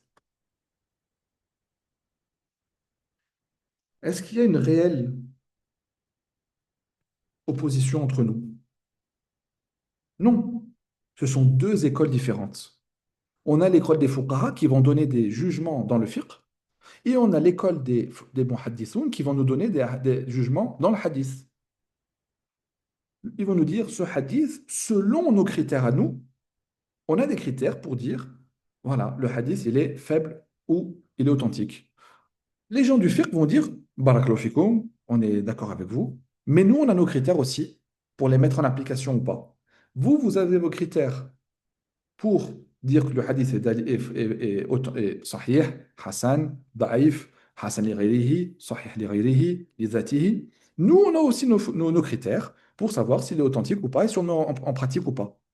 D'ailleurs, vous, vous allez nous dire ce hadith est da'if, et nous, on va vous dire le hadith est da'if et on le met en application pour telle et telle raison. Et on va aussi vous dire le hadith est authentique, mais on ne va pas le mettre en application pour telle et telle raison. Donc, est-ce qu'il y a une réelle opposition entre le hadith, entre les gens du hadith et les gens du fiqh? Non. Ce sont deux matières différentes. Donc, nous dire, oui, vous ne mettez pas en place, vous ne mettez pas en pratique tel et tel hadith parce que regardez les gens du hadith qu'ils ont dit sur le hadith, ils ont dit qu'il est authentique. Barakallahu. Très bien. C'est bien. Mais ils ont œuvré dans leur matière. Moi, j'œuvre dans la mienne. C'est pas. Ne m'impose pas une chose selon tes critères à toi. Moi, je ne viens pas t'imposer une chose selon mes critères à moi. Donc, chacun a ses critères, chacun a ses conditions, et chacun met en application ses propres conditions. Et c'est là où on voit que ce n'est pas une réelle opposition, c'est juste une divergence dans la méthodologie et dans la matière. Nous, le Madhab Hanafi, on a une madrasa qui est complète. On prend on prend les jugements selon notre école à nous. On n'a pas besoin, quand je dis notre école, c'est l'école des fuqaha. Ce n'est pas forcément le madhab hanafi, mais les fuqaha, les jurisconsultes, ont une école à eux dans l'application au nom du hadith et dans l'acceptation au nom du hadith et dans la mise en application du hadith au nom. Le problème, il vient que des fois, on va avoir des gens qui vont nous dire, bon, l'imam Abu Hanifa a dit telle et telle parole et son dalil est tel hadith. Il faut bien comprendre une chose. Quand quelqu'un vous dit le dalil de l'imam Abu Hanifa, c'est ça, est-ce que c'est réellement le dalil de l'imam Abu Hanifa? Est-ce que vous, dites-moi là, est-ce que vous pensez vraiment que, par exemple, quand un imam, même si c'est un imam, l'imam al-Tahawi ou autre, vient nous dire, ah, l'imam Abu Hanifa a eu tel jugement, et pour donner tel jugement, il s'est basé sur tel hadith. Est-ce que vous pensez que c'est le dalil d'Abu Hanifa? Combien vous êtes pour voir si vous allez pouvoir répondre?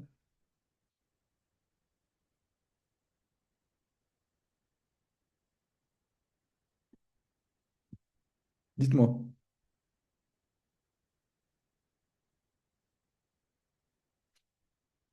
En fait, on a l'imam Abu Hanifa qui va nous donner un jugement. Le fait, par exemple, de ne pas réciter derrière l'imam. On sait que l'imam Abu Hanifa nous interdit de réciter quoi que ce soit quand on est derrière l'imam, on n'a pas le droit de réciter. Ou on a une autre problématique. Et on vient avoir l'imam al-Tahawi, qui est un grand savant hanafi, qui est fort dans le fiqh, dans le hadith, dans l'aqidah, dans tout, qui va nous dire, oui, l'imam Abu Hanifa dit ça, selon tel dalil, selon telle preuve, selon tel hadith. Est-ce que vous pensez vraiment que c'est ce hadith que l'imam Abu Hanifa a apporté? Je vous donne la réponse, pas forcément.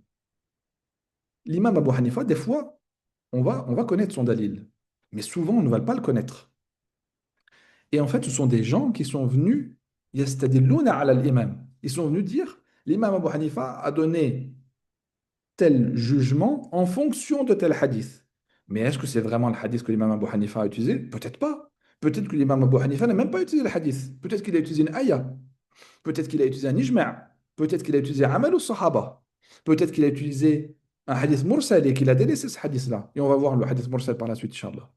Donc il faut bien comprendre que quand on a quelqu'un qui vient vous dire, ah, l'imam Abu Hanifa, et même si c'est un Hanafi, même si c'est un Hanafi, qui vient vous dire, l'imam Abu Hanifa a utilisé tel dalil, Jazakallahu khairan, ça c'est ce que tu penses être le dalil de l'imam Abu Hanifa. Barakallahu fik, on fait des doigts pour lui et tout, mais c'est ce qu'il pense être le dalil de l'imam Abu Hanifa, mais ce n'est pas forcément le dalil de l'imam Abu Hanifa. Et la deuxième chose, c'est qu'il faut comprendre le dalil de l'imam Abu Hanifa ou de n'importe quel imam selon le temps de cet imam. Par exemple,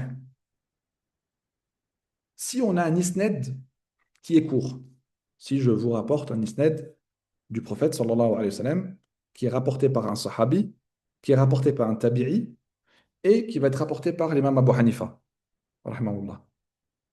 On a un isnad très court, il y a trois rapporteurs, un sahabi, un tabi'i et l'imam Abu Hanifa. Et que par la suite, on est quatre, par exemple, personnes, et qu'on est un rapporteur de hadith, n'importe quoi, Abu Daoud ou qui vous voulez, qui va nous dire, qui va nous rapporter le hadith dans son Sunan. Et qu'en 2000 ou en 1925 ou en 1950, on a quelqu'un qui va nous dire, ouais, mais regardez, la chaîne de transmission là, il y a quelqu'un qui est faible. Oui, il y a peut-être quelqu'un qui est faible, mais est-ce que quand l'imam Abu Hanifa l'a rapporté, ce dalil-là, est-ce qu'il y avait quelqu'un qui était faible? Non, il y avait un sahabi, il y avait un tabi'i qui était thiqa, et il y avait l'imam Abu Hanifa. Ce qui se passe après l'imam Abu Hanifa, même s'il y a trois menteurs, il y a trois menteurs. L'imam Abu Hanifa, quand il vous dit, moi je donne ce jugement par rapport à tel hadith, il vous le donne selon lui ce qu'il rapporte. Après, s'il y a des menteurs qui l'ont rapporté, ou des gens faibles, ou des gens qui ont des oublis, ou quoi ou autre, ça, ce n'est pas, ça n'importe que peu l'imam Abu Hanifa. L'imam Abu Hanifa vous rapporte un dalil qui est authentique à son époque. Donc, il faut bien comprendre que le hadith et les preuves se comprennent selon l'époque de celui qui en parle. Un hadith, par exemple, on va le voir par la suite, un récit peut être mashhour. Je ne sais pas si on aura le temps d'en parler, mais il faut bien comprendre que le dalil, la preuve, se comprend selon l'époque d'une personne et non pas, moi, je ne vais pas venir en 1950 ou en 2000 dire oui, mais tel hadith est faible, alors que la personne qui parle, son isnad n'est même pas aussi long que le tien. Il est beaucoup plus court. Ça, c'est une chose très, très, très importante à comprendre. Le troisième petit point, c'est le hadith est une des composantes du fiqh. Est-ce que c'est la seule? Non. Mais C'est une des composantes du fiqh. Il faut bien comprendre que le hadith, ce n'est pas la seule composante du fiqh. On a le Coran aussi. Et quand on vous parle de hadith, on a tendance à généraliser. Oui, mais comment l'imam Abu Hanifa ne connaissait pas le hadith? Le pauvre, il y a des hadiths qui lui ont manqué. Il était tellement loin. Alors ça, on a parlé déjà du fait qu'il soit dans la capitale du califat et qu'il soit avec des sahaba, parmi eux Ali et Ibn Mas'ud, radiallahu anhuma. Mais en réalité, est-ce que les hadiths qui ont attrait au fiqh, est-ce qu'ils sont des millions, des milliards? Le Cheikh Shuaib al-Arnaout nous disait que en termes de hadith sahih, il y a entre 8 000 et 12 000 hadiths sahih. Vous vous rendez compte? Il y a entre 8 000 et 12 000 hadiths sahih. Parmi ces 8 000, 12 000 hadiths sahih, il y en a combien qui ont attrait au fiqh? Est-ce que vous pensez vraiment qu'il y en a 12 000? Non. Il y a plein de hadiths qui ne correspondent pas au fiqh. Et c'est pour ça que on a des grands imams comme l'imam al-Shafi'i qui a dit que il a trouvé quasiment tous les hadiths ou l'ahkam chez l'imam Malik et chez l'imam Ibn Uyayna, à l'exception de certains. Chez l'imam Malik, il lui manquait trois. Vous vous rendez compte? On a l'imam Shafi'i qui vous dit tous les hadiths ou l'ahkam, donc qui ont attrait au fiqh, il les a trouvés chez l'imam Malik. L'imam Shafi'i les a trouvés chez l'imam Malik à l'exception de trois. Est-ce que vous pensez vraiment qu'on peut nous dire, ah, ils sont énormes et il y en a trop, jusqu'à nous dire que l'imam Abu Hanifa n'avait pas les hadiths ou l'ahkam? C'est faux. C'est faux. Les hadiths ou l'ahkam ne sont pas en très grande quantité jusqu'à nous dire qu'ils sont indénombrables. C'est faux. Ils sont dénombrables. Il n'y en a pas énormes. Et l'imam Shafi'i les a trouvés chez l'imam Malik à l'exception de trois. Et si on veut avoir la preuve que l'imam Abu Hanifa a utilisé le hadith, il faut revenir au kitab al-Asl Al-Mabsout de l'imam Mohammed al-Hassan. Mohammed al-Hassan a plusieurs compilations de hadiths, pardon, de livres, compilations de paroles des imams. Et sa plus grande œuvre en termes de quantité, c'est l'Asr, qu'on appelle aussi Al-Mabsout. Et dans ce livre, il y a 1632 hadiths. Il y a 1632 riwayas dans ce livre. Non. Donc on voit bien que ce n'est pas le dalil qui manquait à l'imam Abu Hanifa. C'est faux. Encore une fois, qu'est-ce qui va faire qu'on va diverger les uns des autres? Ce n'est pas le dalil, mais l'interprétation du dalil. Quatrième point, Inch'Allah, je ne sais pas si ça fait pas un peu beaucoup. Est-il vrai que l'imam Abu Hanifa avait aussi un musnad? Bien sûr, il a été expliqué. On le trouve là avec plusieurs riwayat. Il a été expliqué par Moula Ali al-Qari, par d'autres, bien sûr.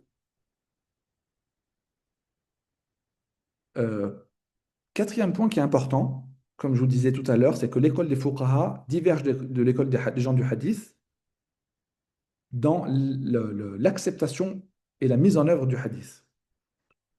On peut avoir, nous, dans le madhab Hanafi, un hadith qui va en apparence être authentique, mais dont on va pas mettre en œuvre.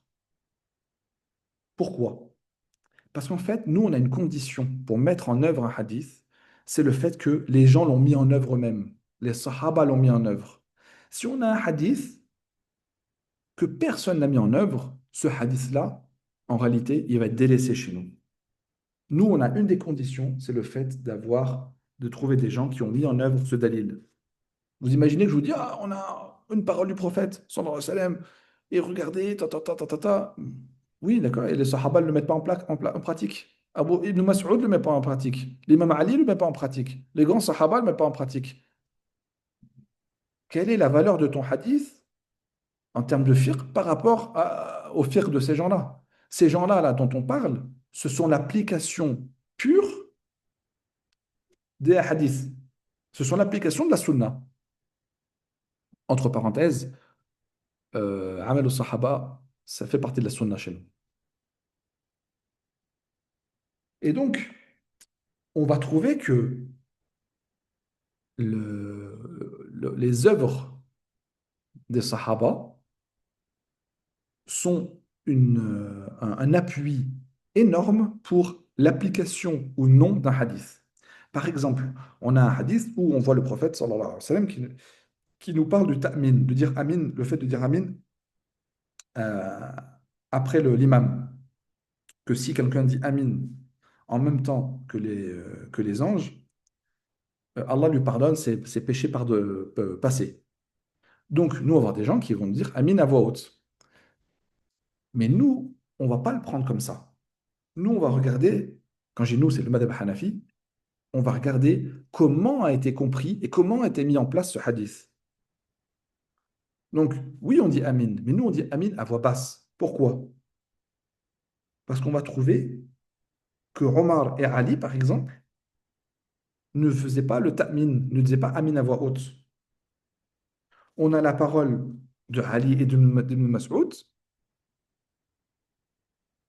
qu'ils ne disaient pas amin à voix haute. Donc, nous, à partir du moment où on a des sahaba, des grands sahaba, Ali, Ibn Mas'ud, des grands fuqaha parmi les sahaba, qui ont mis en place ce hadith-là, le fait de dire amin après la Fatiha, mais d'une certaine façon, c'est-à-dire à voix basse, on ne va pas le mettre à voix haute, on va dire, OK, on a un hadith qui est comme ça, on l'interprète comme l'ont interprété les Sahaba, et c'est ça être salafi, interpréter comme les Sahaba l'ont interprété, on ne dit pas Amin à voix haute. Et l'une des preuves que la mise en application d'un hadith est très important, une petite seconde,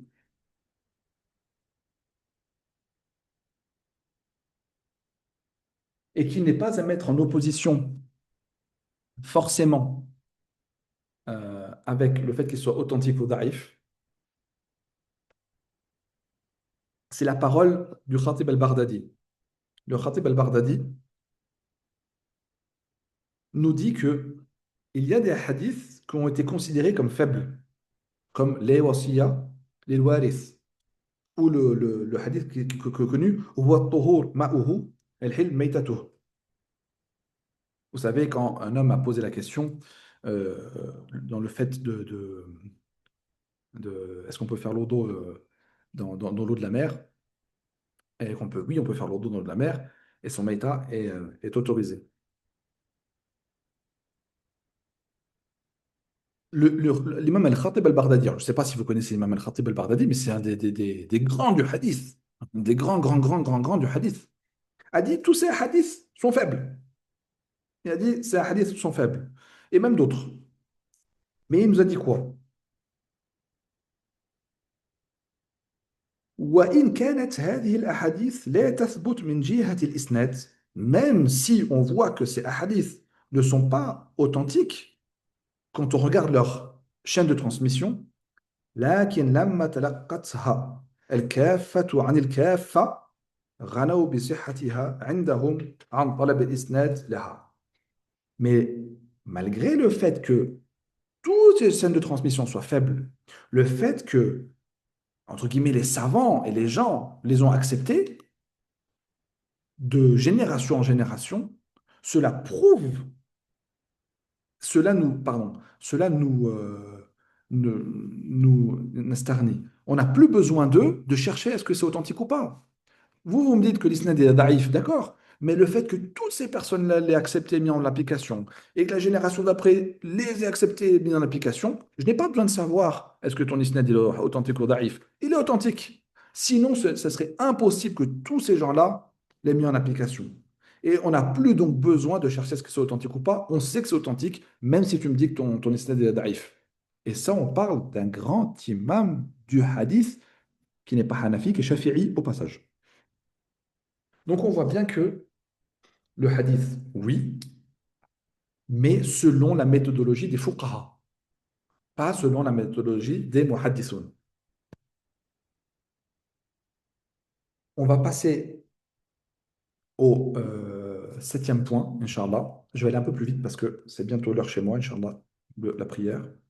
Le septième point, c'est un point malheureusement qui est un peu important et je ne vais pas lui donner son haqq.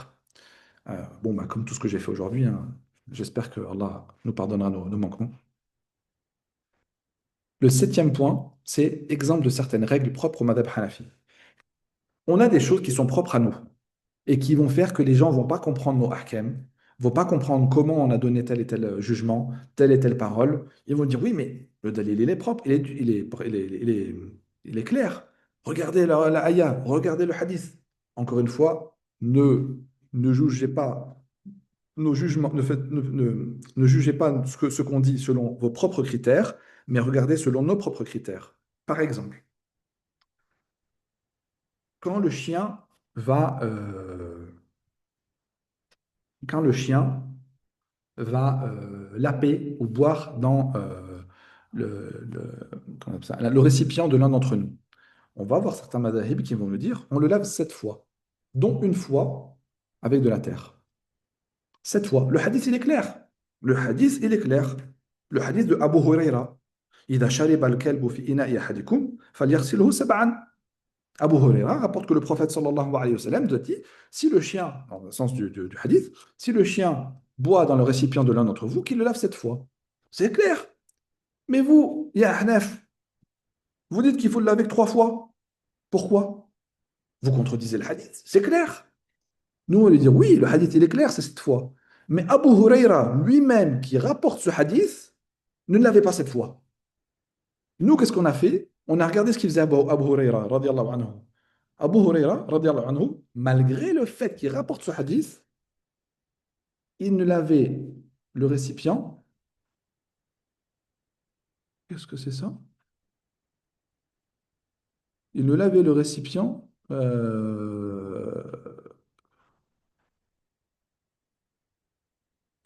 sais pas ce que c'est. Bref. Il lavait le récipient que 3 fois. Alors, attendez.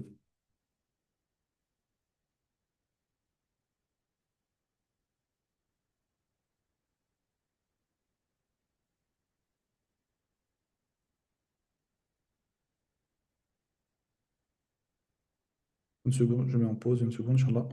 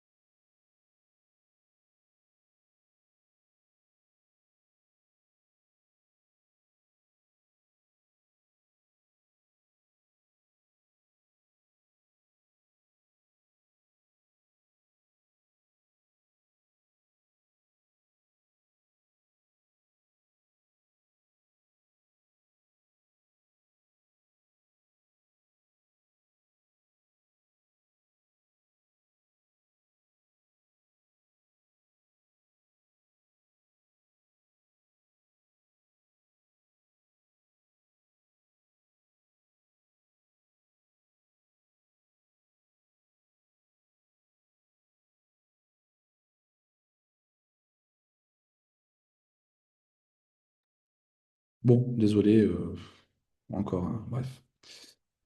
Je vous disais, pour reprendre la humanité, je vous disais, nous, on a pris l'acte d'Abu Huraira. Abu Huraira, malgré le fait qu'il ait rapporté le hadith, qu'il fallait laver 7 fois le récipient, euh, nous, on a vu qu'Abu Huraira ne le lavait que 3 fois. Donc, on a dit, on ne le lave que 3 fois. Pourquoi? Parce que parmi nos règles, le fait que le rapporteur d'un hadith contredit, les actes du rapporteur d'un hadith contredisent ce qu'il rapporte, alors on va faire prévaloir ces actes sur ce qu'il rapporte. Voilà l'une des choses. Et c'est là notre petit 1, le récit de celui dont l'action contredit la parole. On a un rapporteur de hadith, ses actions contredisent ce qu'il rapporte.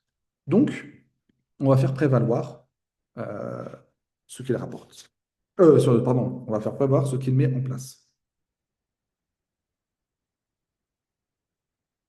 On a une règle qui est le hadith da'if, faible, prévaut sur ce qu'on appelle le qiyas. Et le qiyas, c'est à ne pas confondre avec le qiyas dans l'usul al-fiqh. Le qiyas dans le fiqh hanafi, c'est-à-dire la règle de base. La règle de base, par exemple, dans les hudud, dans les peines, les applications des peines, on essaie au maximum de ne pas appliquer la peine. On va trouver tout ce qu'on peut pour ne pas appliquer la peine à la personne. Ça, c'est une règle de base chez nous. Trouver tout ce qu'on peut pour ne pas appliquer la peine à la personne. Et donc, on a mis en avant certains hadiths, on a mis en avant certains hadiths par rapport à d'autres, par rapport à ce qui est cela. Le fait de ne pas, de vouloir éviter un maximum d'appliquer la peine. Je ne rentre pas trop dans les détails parce qu'on n'a plus le temps. C'est bientôt le Maghreb chez moi, Inch'Allah. Le troisième point, el-irsal dans le hadith. Alors là, c'est une aussi des divergences avec les gens du hadith. Chez nous, le hadith mursal, c'est un hadith accepté. C'est même pas qu'il est accepté, c'est qu'il est prêt, il est plus fort que le hadith musnad. Le hadith mursal, c'est-à-dire, par exemple, envoyer un tabi'i, par exemple Al-Hassan al-Basri, qui va vous dire, le prophète sallallahu alayhi wa sallam a dit. Chez les muhaddithoun, on va nous dire, barakallahu fik, mais Al-Hassan al-Basri, il l'a apporté de qui? Il l'a rapporté de qui? Il ne peut pas rapporter directement du prophète sallallahu alayhi wa sallam. Un tabi'i, il n'a pas vu le prophète sallallahu alayhi wa sallam. Sinon, ça sera un sahabi. Nous, ce hadith-là, il est plus fort qu'un hadith musnad. Pourquoi? Parce qu'on a une parole qui est Man arsala faqad istawthaqa wa man asnada faqad ahal. Celui qui vous dit le prophète sallallahu alayhi wa sallam, quand on a Hassan al-Basri qui vous dit le prophète sallallahu alayhi wa sallam a dit un, deux, trois, enfin une chose, vous êtes sûr que le Hassan al-Basri, c'est pas un menteur. Et il ne se permettra jamais de dire le prophète sallallahu alayhi wa sallam a dit s'il n'en est pas sûr. Par contre, quand quelqu'un vous dit, moi je rapporte de Foulen, qui rapporte de Foulen, qui rapporte de Foulen, qui rapporte du Sahabi, qui rapporte du prophète sallallahu alayhi wa sallam, lui il se dédouane. Demain, vous ne pouvez pas le dire, oh mais t'es un menteur. Ah non, moi je rapporte de lui, qui rapporte de lui, qui rapporte de lui. Si le hadith il est faible ou s'il est faux, c'est pas de mon ressort. Moi je te dis, je rapporte de lui, ça c'est vrai. Après, qui a menti dedans, ou qui s'est trompé, ou qui a oublié, c'est pas moi. Mais quelqu'un qui va vous dire, le prophète sallallahu alayhi wa sallam a dit, alors qu'il n'a jamais vu, il est sûr de lui. Bien sûr, à condition que la personne soit thiqa, hein. On est d'accord. Donc, nous, ce hadith mursal-là, chez nous, il est euh, fort. Il est très fort. Donc, plus que euh, le hadith musnad. Le récit mashhour chez les Hanafi, malheureusement, ils sont en train de faire l'adhan. Donc, j'avais abordé ce récit mashhour euh, dans des cours que j'ai fait là, sur le Mustalah al-Hadith. Euh, Malheureusement, on ne va pas pouvoir l'aborder, mais pour ceux qui ont des notions, on parle en fait, par exemple, de la qira'a d'Ibn Mas'ud. La qira'a d'Ibn Mas'ud, on dit qu'elle est mashhura. Elle n'est pas mutawatira comme les autres qira'a, elle est mashhura. Et chez nous, on l'a mise en pratique, on l'a prise en compte, parce que à l'époque de l'imam Abu Hanifa, cette qira'a était mashhura. Après, elle est devenue shadda, mais à l'époque de l'imam Abu Hanifa, par exemple, la qira'a d'Ibn Mas'ud, radiyallahu anhu, était mashhura. Donc, on l'a prise en compte. Cinquième et dernier point, c'est le Coran, première référence du fiqh. Bien sûr, nous, on a tendance à parler du fiqh selon que le hadith, le hadith, le hadith, le hadith, mais il faut oublier le Coran. Et nous, on va faire prévaloir le Coran, qui est mutawatir, par exemple, sur certains hadiths qui sont des hadiths ahad. Quand, par exemple, on a le Coran qui est clair et net sur le fait de faire le jeûne, حتى يتبين لكم الخيط الأبيض من الخيط الأسود من الفجر. On mange jusqu'au Fajr, jusqu'à l'adhan. À l'adhan, on arrête. Yani, on arrête avant de manger avant l'adhan. Yani. Quand c'est l'adhan, top, stop, on a fini. On a des gens maintenant qui vont nous dire, non, non, on a un hadith. Et jusqu'à que le muazzin ait terminé de faire l'adhan, on mange. Billah alayk. T'as le Coran qui est mutawatir. Tous les gens l'ont appliqué. Le sens, il est clair. Les imams l'ont lu, l'ont appliqué. Tu viens nous rapporter un hadith, il est ahad, il n'est pas mutawatir, il n'est pas rapporté par autant de fois, autant de personnes que le Coran. Il n'a pas été compris comme le Coran. Nous, on va faire prévaloir le Coran. On va dire non, le hadith. على الرأس والعين. Mais là, non, le Coran, il est clair et net, il est mutawatir. On va l'appliquer, il est qat'i, là. On l'a appliqué. Et on ne va pas appliquer ce hadith-là. Disons que ce hadith soit authentique. Vous savez, celui qui entend la et qui a le truc dans la main, là, qui ne termine, qui ne pose pas, jusqu'à qu'il termine sa nourriture. Nous, ce hadith-là, déjà à la base, on voit qu'il est daïf. Ça, c'est daïf. Les savants ont parlé sur le fait qu'il soit faible. Il n'y a pas de. On est d'accord sur le fait qu'il soit faible. Abu Hatim al-Razi, il a dit, qui est un des grands imams du hadith, je ne vais pas citer qui est même Abu Hatim al-Razi, il a dit c'est faible. Mais même si c'était pas faible, il contredit clairement le Coran. Donc il y a forcément une erreur quelque part. Et au-delà de tout ça, ce hadith qui est إذا سمع أحدكم النداء والإناء في يده فليدعه حتى يقضي حاجته منه. Est-ce que ce hadith-là, il nous parle de pourquoi vous voulez nous le mettre absolument pour le Fajr? Où c'est que c'est écrit le Fajr? Montrez-moi, subhanallah. Est-ce qu'on ne pourrait pas dire que c'est Adhan al-Maghrib, par exemple? Ils ont fait l'Adhan, le Maghrib, tu manges, tu manges, tu manges. Non, tu ne te lèves pas pour la prière jusqu'à ce que tu aies bien mangé et après tu pries la Salatul Maghrib. Tu manges, tu manges, tu manges. Pourquoi vous me dites que c'est pour le Fajr? Non, il y a l'Adhan du Fajr, mange jusqu'à encore 10 minutes après l'Adhan. Pourquoi c'est écrit où le Fajr? Voilà. Pourquoi vous n'êtes pas sur le Maghrib? Pourquoi vous ne dites pas c'est là, ça, c'est l'Adhan de Bilal, le premier Adhan? Pourquoi vous ne dites pas c'est le premier Adhan de Bilal? Adhan, le Bilal, il faisait l'Adhan avant l'heure du Fajr. Subhanallah. Pourquoi il y a tellement de façons de comprendre ce hadith, subhanallah. Pourquoi vous voulez nous l'imposer absolument euh, dans l'adhan du Fajr? Donc on voit bien que euh, le hadith des voix, au Zahir peut contredire le Coran, au Zahir. Et nous, on va faire prévaloir le Coran, par exemple, sur certains hadiths qui vont être ahad. Et c'est là que je termine notre petite intervention sur l'introduction au Madhab Hanafi. Ça a été plus long que prévu. J'espère que vous avez pu tenir, j'espère que vous avez pu profiter, Inch'Allah. Vous êtes encore un petit peu, alhamdoulilah. J'espère que ça a été bénéfique pour vous, Wafik barakallah. On se dit à bientôt, Inch'Allah. Si vous avez des questions ou quelconques remarques, n'hésitez pas, Inch'Allah, je reste disponible sur les réseaux, Inch'Allah. Si vous avez des petites questions, si vous avez des petites remarques, des petites incompréhensions, n'hésitez pas, Inch'Allah, à me contacter. Et on se dit à très bientôt, Inch'Allah. Jazakumullahu khairan. Wallahu a'lam. Sallallahu alayhi wa sallam ala nabiyyina Muhammad wa ala alihi wa sahbihi ajma'in.